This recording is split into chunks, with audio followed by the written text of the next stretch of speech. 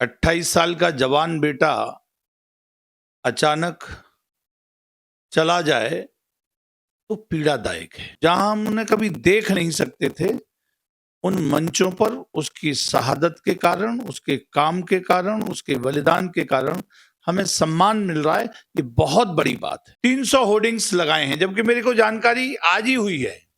ऐसी संस्थाएं जिन्हें मैं जानता तक नहीं, ऐसे लोग जिनसे मेरी कभी कोई बात नहीं हुई, उन्होंने अनेकों अपने खर्चे से अपने आप होर्डिंग्स लगाए हैं। नमस्कार दोस्तों, मैं मेघा अग्रवाल और आप देख रहे हैं टीएनएफ टुडे। तो दोस्तों, जैसा कि आप सभी को पता है, 22 नवंबर को शहीद कैप्टन शुभम गुप्ता की पहली पुण्यतिथि है। तो इस दिन इस पुण्यतिथि को शहीद का परिवार किस तरीके से मना रहा है, इसी की चर्चा करने के लिए आज हमारे साथ जुड़े हैं डीजीसी क्राइम वसंत गुप्ता जी। तो आज हम उन्हीं से जान लेते हैं कि इस कार्यक्रम में क्या खास होने वाला है। तो सर, जैसा कि सर की पहली पुण्यतिथि है, तो इसको खास बनाने के लिए आपके द्वारा क्या तैयारियां की जा रही हैं? बेटे की बलिदान की इस पहली पुण्यतिथि पर मेरे परिवार ने और भारत विकास परिषद ने ये तय किया है कि बेटे को जीवंत बनाए रखने और अपने बीच उसको अमर शहीद के रूप में याद रखने के लिए भजन संध्या सूर सदन में आयोजित की है। शाम को 6:30 बजे से प्रसिद्ध भजन गायक, जिन्हें भजन सम्राट भी कहा जाता है, श्री अनूप जलोटा जी, उनके द्वारा, उनकी टीम के द्वारा ये भजन संध्या हमने आयोजित की है। इस भजन संध्या में सभी को आमंत्रित किया है।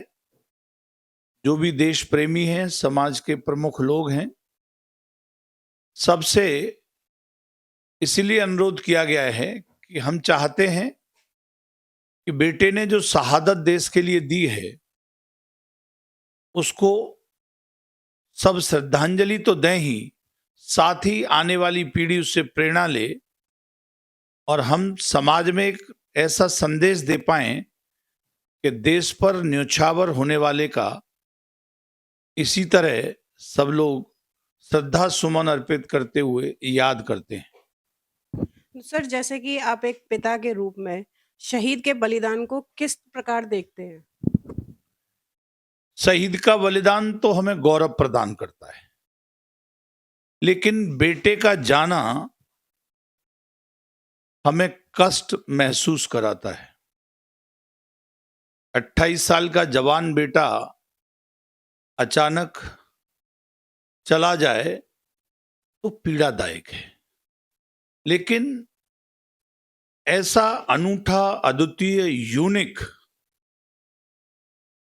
काम करके जाए कि पूरी दुनिया उसे नमन कर रही है, तो फिर पिता के रूप में गौरव की अनुभूति होती है। हमें लगता है कि हमारा जीवन वास्तव में उसने धन्य बना दिया है। हमारी पहचान अपनी जो भी थी,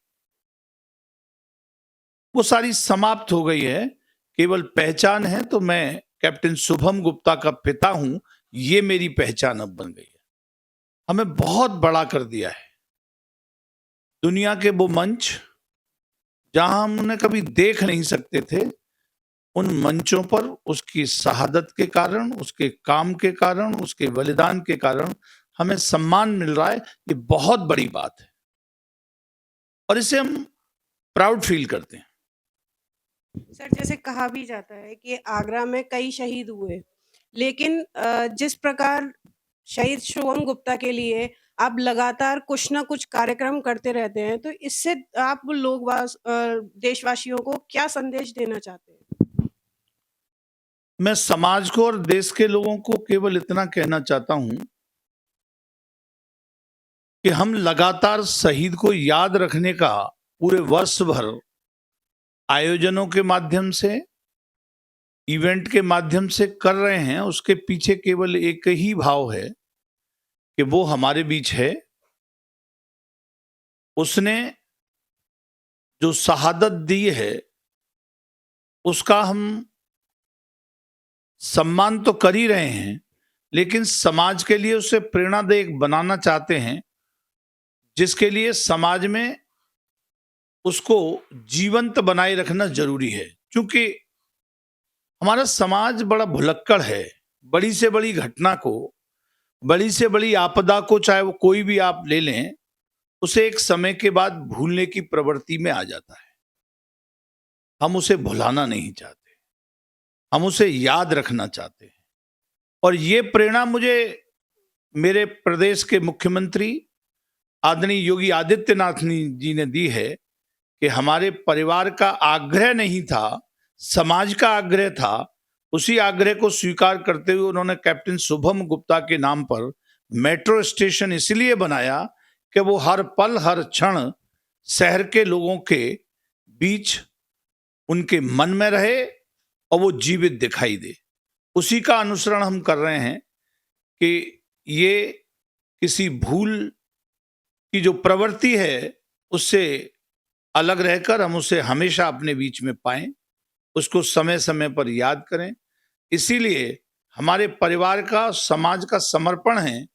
हमने नहीं कहा कभी रामलीला कमेटी से, हमारी कभी कोई बात नहीं हुई, लेकिन उन्होंने देखा कि एक बेटे ने इस तरह की शहादत दी है, तो आदरणीय रामलीला कमेटी के अध्यक्ष श्री पुरुषोत्तम जी खंडेलवाल और महामंत्री आदरणीय राजीव गोयल जी ने स्वयं अपनी टीम के साथ निर्णय लिया कि हम एक बड़ी झांकी उसके बलिदान को सम्मान देने के लिए निकालेंगे। और उन्होंने उत्तर भारत की प्रसिद्ध राम बारात में उस काम को किया। हमने नहीं कहा कि कोई हमें इस सार्वजनिक मंच पर बुलाकर सम्मानित करे, लेकिन लोगों ने जो भी आयोजन किए, चाहे वो 15 अगस्त के आयोजन रहे हों, 26 जनवरी के आयोजन रहे हों, और बहुत से आयोजन जिनके अपने समाज में मायने हैं, उन आयोजनों में बुलाकर हमें केवल इसलिए सम्मानित किया कि हम कैप्टन शुभम गुप्ता के माता पिता हैं।